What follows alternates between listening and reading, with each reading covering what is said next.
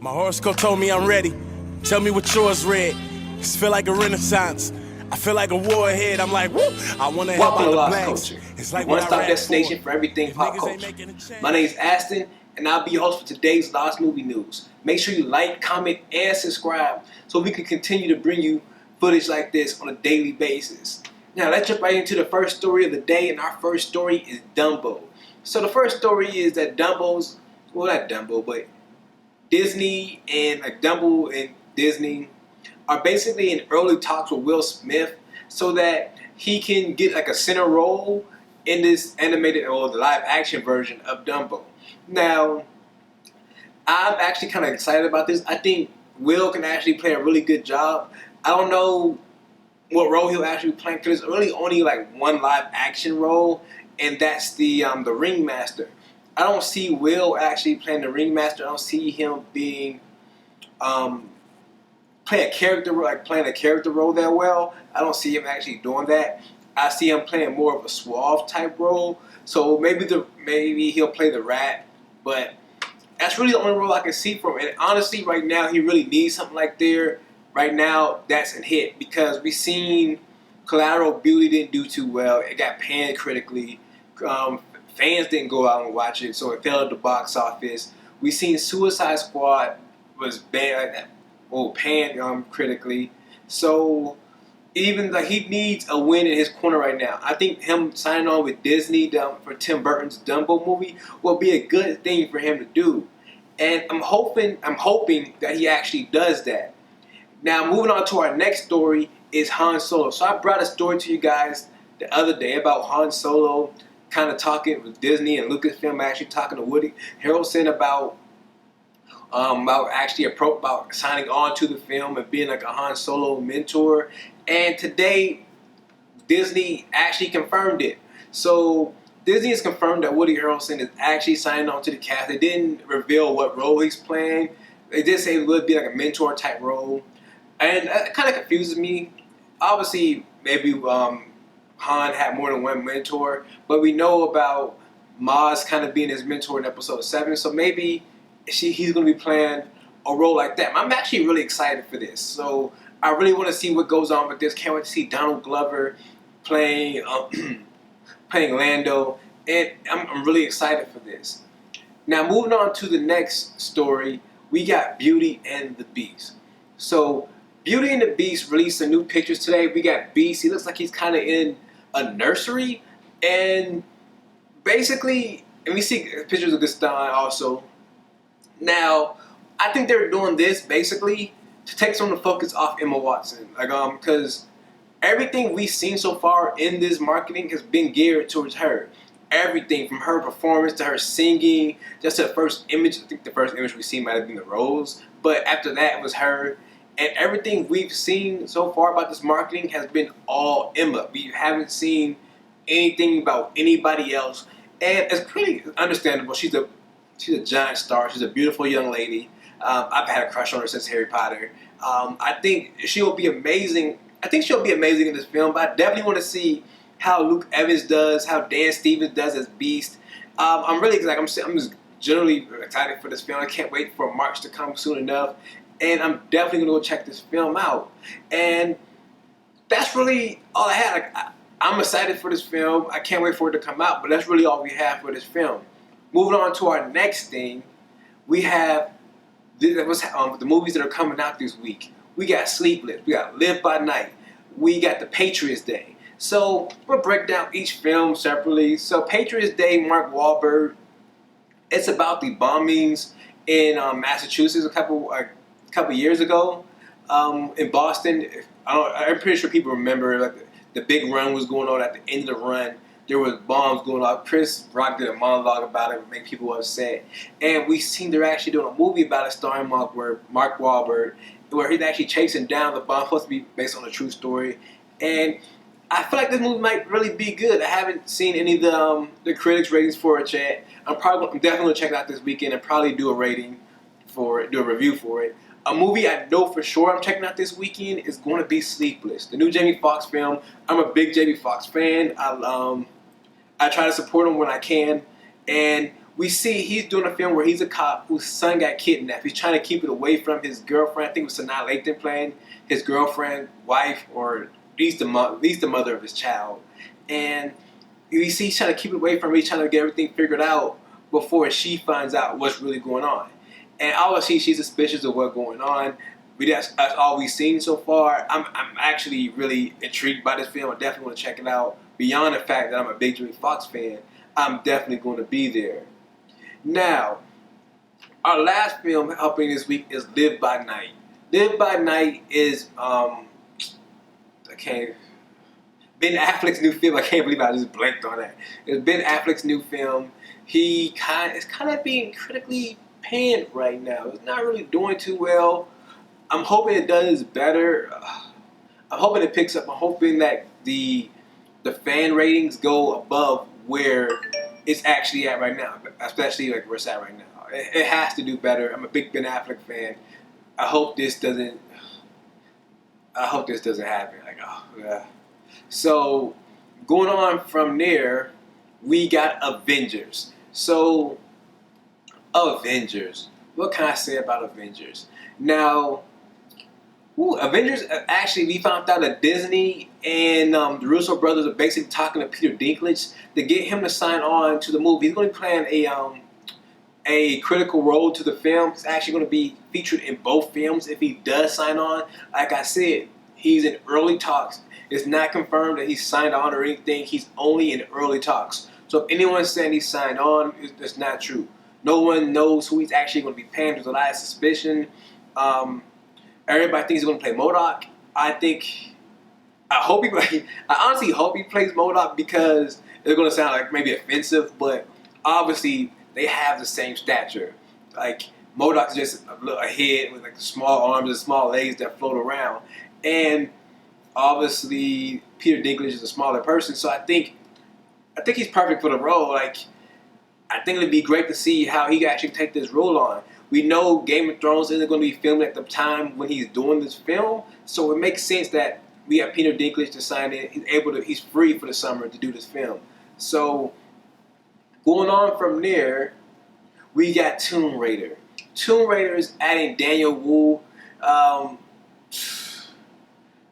What can I say about Daniel? Like, you've seen him in the raid. He's an amazing martial artist. We've seen him, like, the last film we actually seen him in was Warcraft, and I'm not the biggest fan of Warcraft. I'm not the biggest fan of Warcraft. So I don't even want to go into it. But we got Walton Goggins actually playing the bad guy. We got Alicia Vikander playing Laura Croft. I think it's good to add talent. It's never a bad thing to add talent.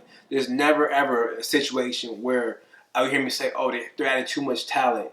Because it makes sense to add talent. It's always good to add talent.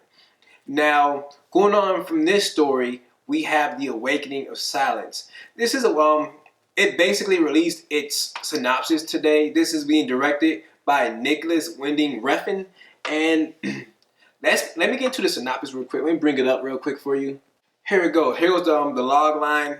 The spy was one of the leading spies in Europe. An injury inflicted to his vocal cords during a failed mission 6 years ago left him mute, forcing him to leave his profession. Now, 6 years later, he is sought out and put on confidential assignment by a former Yakuza, now a retired Japanese businessman in exile in France to track down and kill head of the most dangerous Yakuza family in Japan. Afraid of flying or spying anonymously, boards a cargo ship headed for Tokyo. On aboard, explosion sinks the ship, and the spy finds himself washed ashore in a life raft in the southern Japan. As a mute, our spy must silently journey through Japan seeking 4 clues, symbolizing conquest, war, famine, and death, which will guide him to the unknown location of the Yakuza boss. Meanwhile, the Yakuza boss, known for his 2004 mass slaughter of the Yakuza members who had turned against him, is believed to be plotting to re-enter the Japanese underworld after living in his own fictitious world in the mountains. Void of all technology, this way of life becomes an obsession for the Yakuza boss. Rumors spread that he had committed suicide years ago, but escaped prisoners from his hidden camp told stories of his plan for a comeback. Now, rival Yakuza families suspect he is forming a master plan to return, a plan that unburies the most infamous story of Yakuza betrayal. Our spy finds himself in an eccentric journey through Japan in search of a piece of the puzzle that will lead him to a confirmation that will ultimate Yakuza boss and terrifying conclusion. Now, this sounds pretty interesting. I don't know how this is going to turn out. It sounds super weird, honestly. It sounds super weird.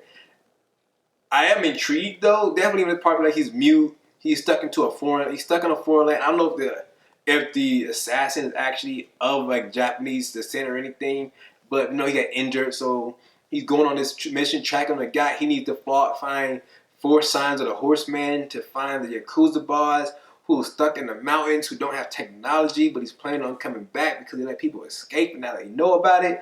There's a lot going on in this synopsis. There's a lot going on for this synopsis.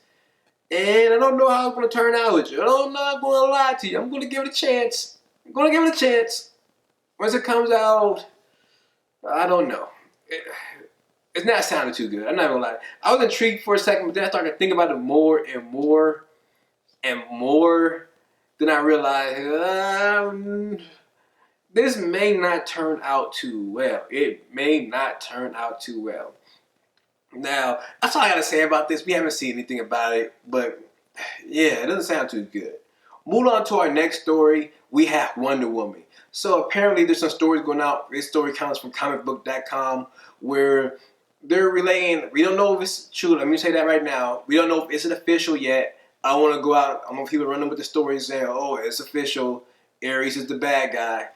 There's stories going on that basically Ares is going to be the big bad for Wonder Woman. So all technology and everything, he's the person behind it. He's kind of jealous of the humans, basically how they get to live and everything. They're basically in his eyes, they're a failed creation of his father, Zeus. So we see the guys plugging in. Everybody's been trying to figure out, are the Olympians descended from Supergirl and everything? Or, yeah, everybody's trying to figure out, like, how this works. Like, what is going on? So Ares is supposed to, the god of war, is upset. He's behind what's going on. He actually murdered his father, Zeus, is what the story is saying. And he's mad at Zeus because Zeus like trying to basically scold him for what he was doing to the humans. And if it's true, this is pretty cool. I would love to see Ares as the big bad. It kind of sucks that Zeus is dead. I would love to have seen the Olympians in this film. Oh, obviously we want to see an Olympian if Ares is the true bad guy. I would love to see them. I hope it does tie in a Supergirl some way, because we still have no idea where Supergirl is in this world. We know Supergirl is out here in this world due to the comic book. Even in the movie, there was a pod open, so we just need to find out where Supergirl is. Hopefully they show us where Supergirl is sometime soon. Now, going on from there, we got our final news story of the day is Deadpool. So Deadpool, we find out even after all the director changes, the score, Junkie XL even, we find out that even with the increased budget, they're actually going to use that to add more characters. It's still going to be a solo film, but it's just going to be jam-packed with a lot of characters around Deadpool, which is, I don't know. I feel like they're doing a little too much because they're trying to make Deadpool like the leaping point for the X Factor and everything, or the X Factor.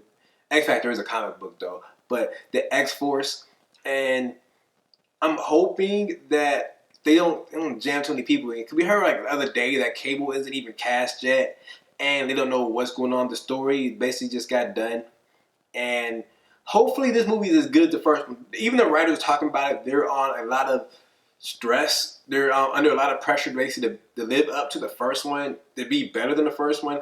I don't think you have to be bigger. I just think you have to be as good. There's no reason for them to go bigger. They had a great number. Even though we know they're going to be a little bit bigger, I think they're good where they are. So hopefully just keep everything well contained, keep the story mainly on Deadpool, and let the other characters build onto his world. Now, that's what we have for this story. Now we got a new segment we're calling Trash or Cash. Now, alright, for our next segment we're trying now is Trash or Cash. That's what we calling it. Basically, if I don't think it's gonna be any good, just call it trash. If we think it's gonna be good, we're gonna call it cash. Like we're gonna try it out. Get 3 stories this week. Let's try it out. So our first story is Black Adam. So despite Black Adam being announced like a long time, one of the first movies that DC actually announced, we haven't heard anything about it. We heard who's playing Black Adam, but we haven't heard who's playing Captain Marvel. It's a little suspicious, but today we actually got a little bit of information. Basically, the producer of Black Adam released a tweet today showing that, oh, I had a meeting with DC. There's news coming soon. I'm like, bro, we don't care about the tweet. Honestly, we don't care about the tweet. We've been knowing Black Adam's been coming out for a couple of years. I'm putting trash for this one. I'm putting trash for the story. I don't really care about the tweet. If you're going to show us something, give us something. Give us a picture. Give us a story. Give us an announcement. Let us know a date or something. Tell us when it's coming. Announce who's Captain Marvel. If Dwayne's going to be Captain Marvel, let us know. We don't care about teasing us no more. You have, 2016? It's been 2 years. It's been 2 years. No more teasers. Let us know something. Let us know something. Don't, a teaser announcement is coming soon. No. Let us know what's going on. First of all, the only reason you're doing this is because the DCEU is in shambles right now. It's in shambles. Let's be honest. The DCEU is in shambles. And you're trying to build some hype up around something else. The rumors are coming out that Justice League isn't that good. So now they're trying to get us hype about something else. Look. Let's get things in order first. And then start doing these little teasers. Don't tease. Feel y'all make a good movie. Don't tease us about nothing. Just let us know what's happening. Give us some dates. And let us know what's going on. Set plans. We see y'all switching stuff around. Y'all already moved Justice League back one so y'all can plug in the Batman. Now we got Gotham Sirens. We don't know what's going to get moved for that. We know there's this the Black Adam film. Whoever else is going to be in it, that film's coming. What movie are y'all going to push for that? I don't really know. I'm just hoping everything comes together. So I'm calling trash on this one. Trash. Now, our next one is Michael Keaton. Michael Keaton's talking about his role as Vulture in the new Spider-Man film. And he's basically saying his character is not very likable. And he has one of the most interesting characters for the bad guys. I don't think he's better than, obviously he's not better than Loki. He's saying people are really going to attach to this character. And I really don't believe it. He started off with, I'm calling trash on this one too. Because he's talking about, I'm just going to read it, like, not to give too much away, but interesting he is and he isn't. That character is really interesting and more interesting than I thought. Villain is because there's parts of him that you go, you know what? I might see his point. Really, it makes it interesting to play. It's basically saying like, on first thought, I really didn't like him. He even said like, I didn't think he was that interesting at first. Like, okay, most Marvel villains aren't that intriguing. It makes sense. So when he says like, bro, like, he's just trying to say, he's not gonna say his character is garbage, but I don't think his character is garbage. I think he's lackluster. I really do think he's lackluster. And we're always like questioning the motivation between all the bad guys in the Marvel universe. But yeah. Moving on to our next story. We had Kong Island. We had Corey Hawkins. We got a couple of things with this one. We had Corey Hawkins talking about the film, talking about the movie's going to be fun, it's going to be lighthearted. Basically everything we heard Ryan Johnson say about Episode 8. We got Corey Hawkins saying the same thing about Kong Skull Island. Now, going on top of that, we even got an international trailer. And I'm not even gonna lie to you guys. When I first wrote the story down, I knew it was gonna be trash buckets, trash. But then I seen this international trailer. Boy, the trailer was horrible. But I gotta say, when you watch it, because it's not like the commentary is not in English. It's in like Korean or something like that. I believe it is. Either Korean or Mandarin or either it's in Hangul or Mandarin. I can't remember. Can't really tell languages apart. I know a little bit like Hangul, so I can tell if I heard a word I understood. But besides that, I didn't understand a word in this trailer. But I will tell you that it got me hyped. Like, it's crazy because it goes black then you just hear like the commentator come in and say like he says what he says. It gets you excited for the next scene. And even though this trailer, like, it seems like Samuel L. Jackson just melding it in, like the little shots they showed in this trailer. Yeah, it shows Samuel L. Jackson and Skull and Kong basically staying away from each other, just squaring up, like looking at each other, like do something. I'm like, boy, like. Now, I'm not saying that like that alone made me say cash. Like this trailer alone made me say cash. Like I would spend my money on like just to see this film, is because if they have it edited like that, I'm sorry, if they have it edited like that where you hit a little commentary in between shots, boy, I'm in there. But it gotta be like a 30-minute thing. It can't be a full like 2-hour film. It gotta be like 30 minutes or something like that. But besides that, that's really all we have for today's episode of Lost Movie News. Thank you guys for tuning in. And make sure you like, comment, and subscribe so you can continue to bring daily content to you guys. And as always, and we done lost pots too, yeah. And we gotta slow it down. I look at my people like them is the people that I gotta hold down.